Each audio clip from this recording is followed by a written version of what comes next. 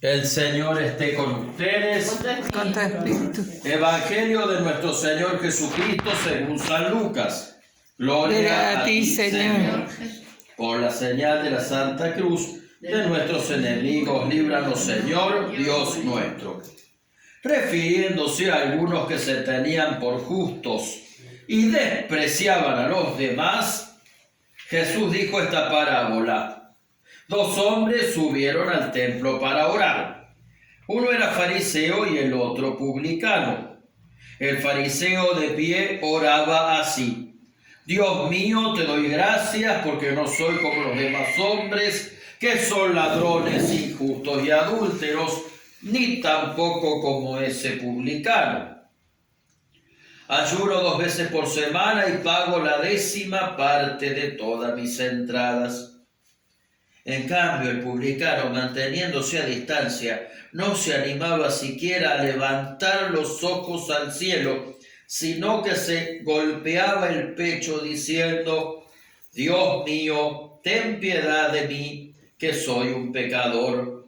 Les aseguro que este último volvió a su casa justificado, pero no el primero, porque todo el que se eleva será humillado, y el que se humilla será elevado. Palabra del Señor. Gloria a ti, Señor Jesús. Que las palabras del Evangelio borren nuestros pecados. Amén. Muy clarito.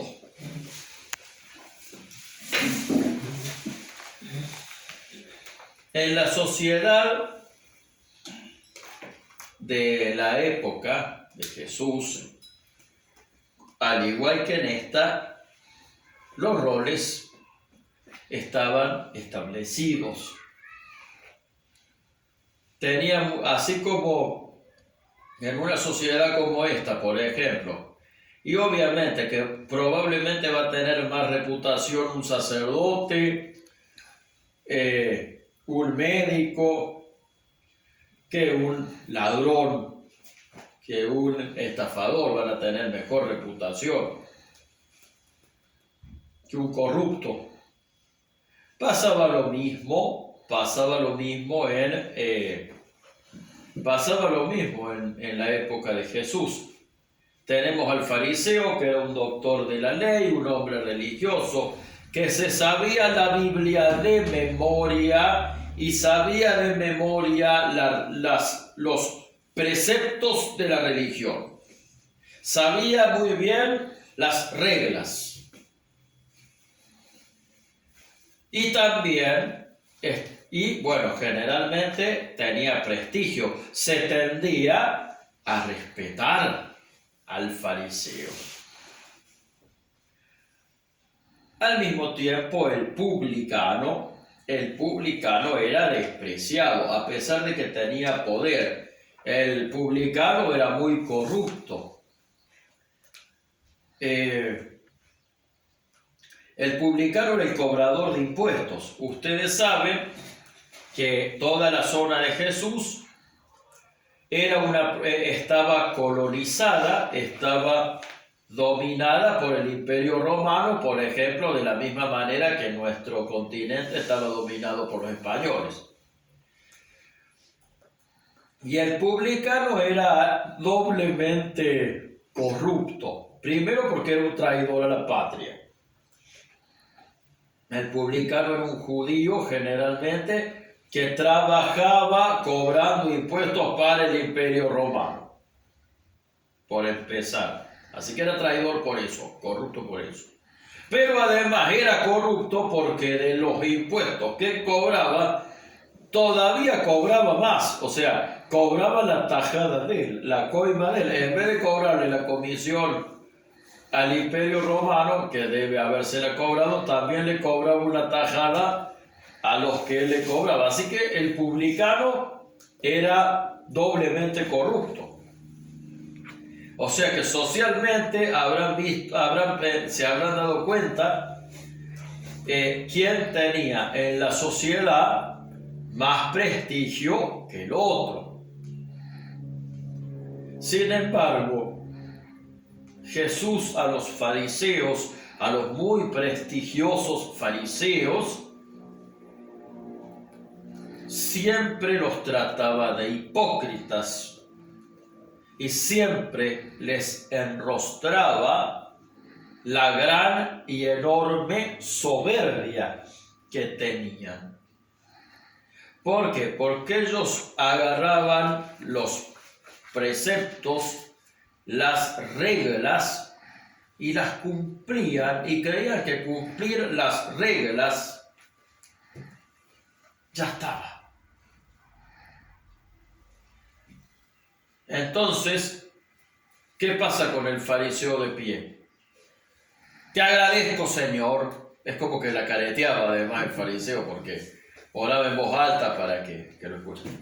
Te agradaba, Señor, te agradezco, Señor, porque soy justo, porque no tengo pecado, porque doy mi diezmo, porque hago 2 ayunos por semana y no soy como ese de ahí, encima. Como ese de ahí. Y entonces el publicano, que sabía, decía, ten piedad de mí porque soy pecador. Se reconoce pecador. La soberbia del fariseo, la humildad del publicano. El fariseo soberbio primero, porque pensando que por cumplir las reglas, por hacer los deberes, ya Dios le daba su favor. El publicano, con la humildad, sabiéndose pecador, reconociéndose pecador y reconociendo, asumiendo su condición y reconociendo la grandeza de Dios. Jesús le da la razón al publicano. ¿Y por qué?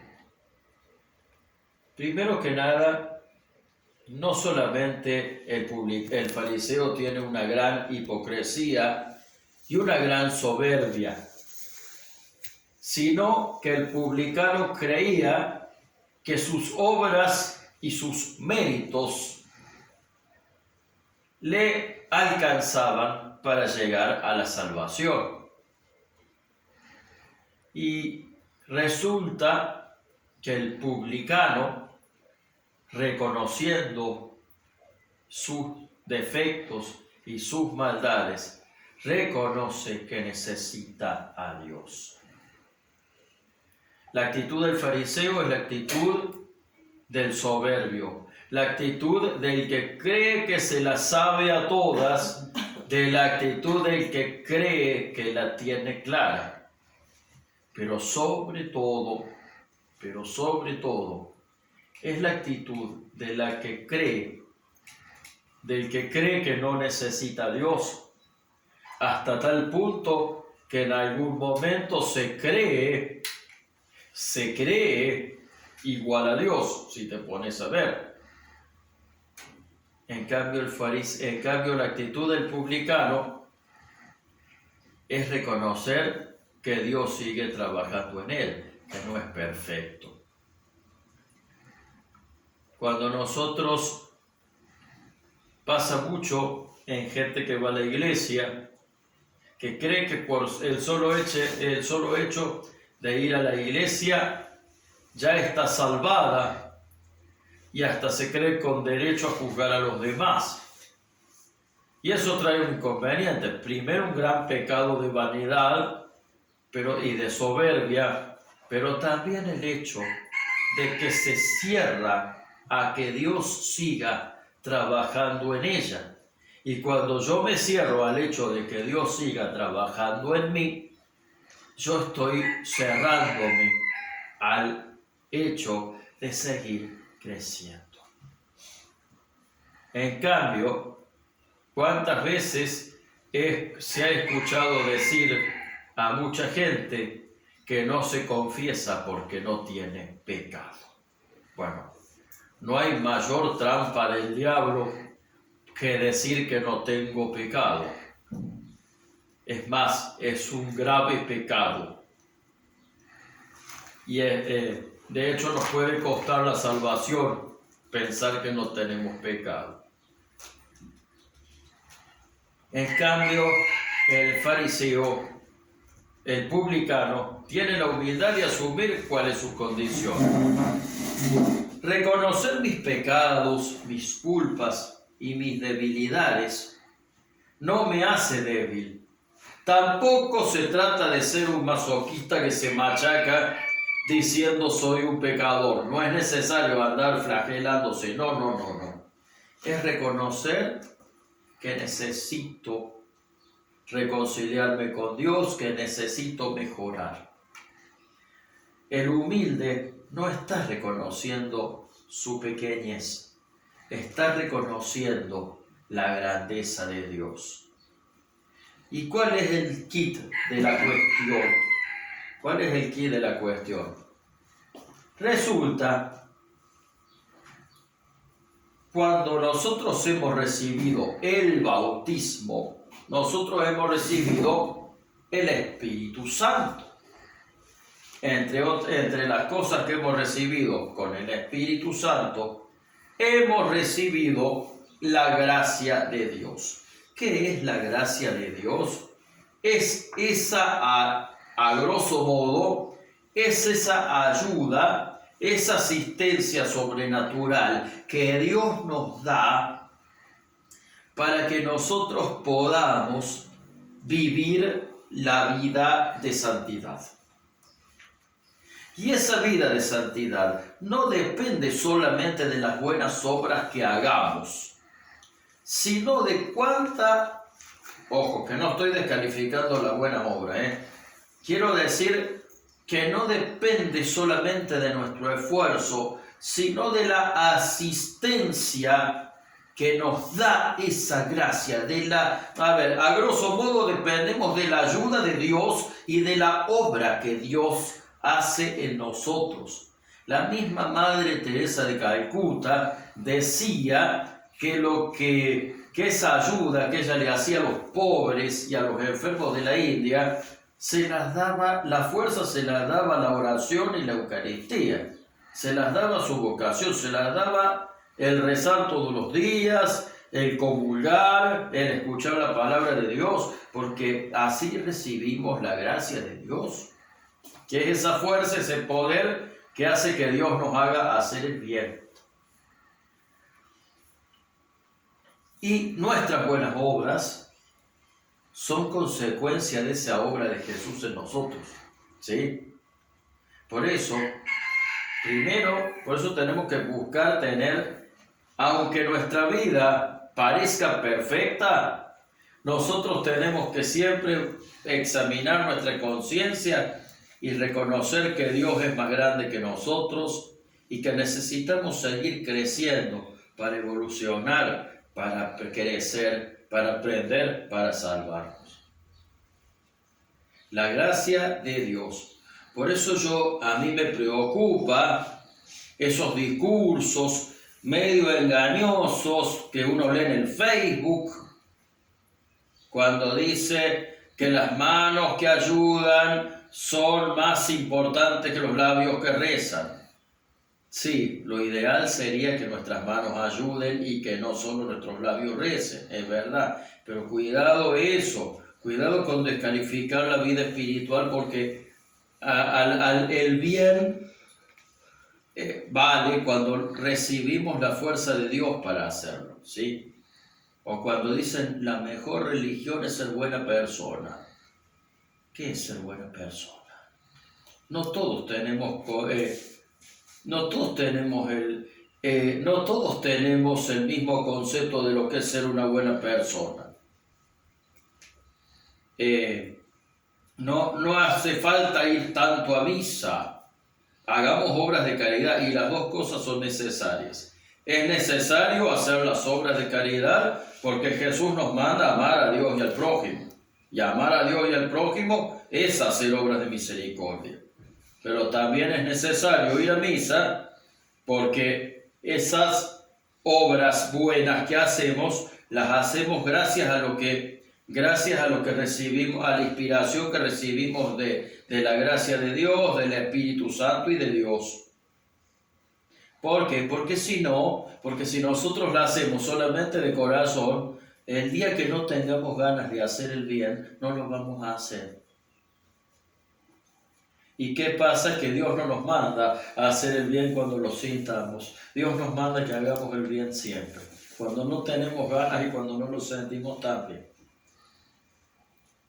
Él algunas veces no tuvo ganas de morir en la cruz. Cuando estaba en el huerto de Getsemaní, le pidió al Padre que si quería apartara de él el cáliz. O sea, que si podía hacerlo, hasta el mismo Jesús dijo, Padre, si me podés hacer zafar de esta, te lo voy a agradecer. Pero ¿qué dijo? Pero que no se haga tu voluntad, que no se haga mi voluntad, sino la tuya. Ese es el problema cuando nosotros separamos el bien de la gracia de Dios. Que el día que no tengamos ganas de hacerlo, que sin la gracia de Dios, el bien vamos a tener ganas de hacerlo un día y otro día no. Si no tenemos la gracia de Dios, todo va a estar, no va a estar bien lo que está bien. No va a estar mal lo que está mal. Va a estar bien o mal lo que a mí me parezca. Entonces va a haber gente que diga que la pena de muerte va a estar bien de acuerdo a las circunstancias. O que robar en algunos momentos va a estar bien. Y no es así. Hay cosas que matar y robar están siempre mal a los ojos de Dios. Cuando no nos gobierna la gracia de Dios, pasa eso. Terminamos haciendo cualquier cosa con nuestras vidas. Por eso la importancia, primero, de pedir esta gracia de Dios, de cultivarla, la da el Espíritu Santo. Y segundo, tener cuidado de no tener la actitud del fariseo. De no creer que porque estoy haciendo bien las cosas al mismo tiempo, que porque estoy yendo a misa, que porque estoy haciendo las oraciones, incluso que porque estoy haciendo algunas cosas de bien, no creerme que ya la tengo ganada, No creer que ya la tengo cocinada. No. Reconocer con humildad. Buscar qué es lo que me falta. Qué es lo que todavía tengo que mejorar. ¿Por qué tengo que pedir perdón? ¿A quién tengo que perdonar? Y esto no quiere decir que yo me tengo que masoquear todo el tiempo, que yo me tengo que autocastigar todo el tiempo o que yo me tengo que flagelar todo el tiempo. No tiene que ver con esto, tiene que ver con ser sincero con Dios y conmigo mismo. ¿Se entiende?